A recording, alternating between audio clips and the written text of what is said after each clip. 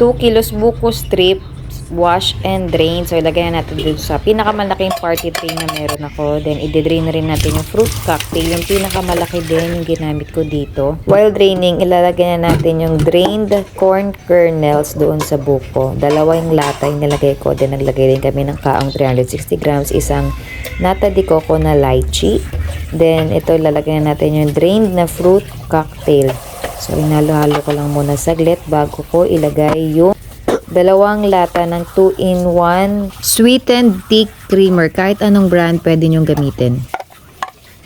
So, i-mix-mix lang muna natin para matansya natin kung gaano karaming all-purpose creamer yung idadagdag natin. So, for this one, sa 2 kilos na buko strips and 3 kilos sa fruit cocktail, dalawang all-purpose creamer ang nilagay ko. Yung 250 ml. And then, haluin lang natin ng haluin hanggang ma-achieve natin. Kung kulang pa sa inyo yung creamer, pwede kayong magdagdag. But for me, this is okay na. So, itong mixture ko is kasya sa party tray na malaki. Parang 2,700 ml yata. Then, naglagay ako ng diced cheese. Then, halu-haluin natin. And, voila, ito na ang ating creamy overload buko salad. Ang estimate cost ko nitong buko salad is around 1,200 pesos. I think enough for 30 packs.